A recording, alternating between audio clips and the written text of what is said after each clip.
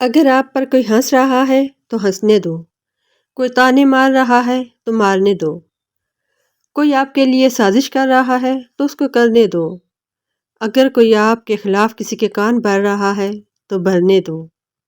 صرف ایک بات یاد رکھو، ایک بات، جس دن آپ ان سب بکواس کو اگنور کرنا سیکھ جاؤ گے نا، تو پھر آپ بہت کامیاب ہو جاؤ گے، بہت آگے جاؤ گے، کوئی آپ کو کامیابی سے، ترقی سے نہیں روک سکے گا۔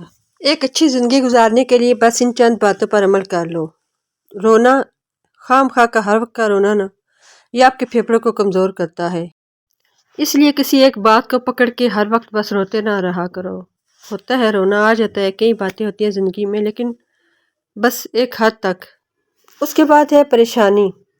کسی ایک بات کو پکڑ کر یا کسی پرانی بات کو سوچ کر یا کسی آنے والی بات کے سے پریشان ہو کر خود کو ٹینس رکھنا، ہر وقت پریشان رہنا، یہ آپ کے اسٹمک کو کمزور کر دیتا ہے، یعنی آپ کا کھانا پینا جو ہے وہ بالکل بند ہو جاتا ہے اور آپ بہت زیادہ جسمانی طور پر لاغر ہو جاتے ہیں۔ اس لیے خام خواہ کسی بات کو پکڑ کے پریشان نہ ہو جایا کریں، کچھ چیزیں اللہ پہ چھوڑ دیا کریں۔ آپ اپنی پریشانیوں کو اللہ کے حوالے کر دیں گے تو اللہ آپ کو مایوس نہیں کرے گا۔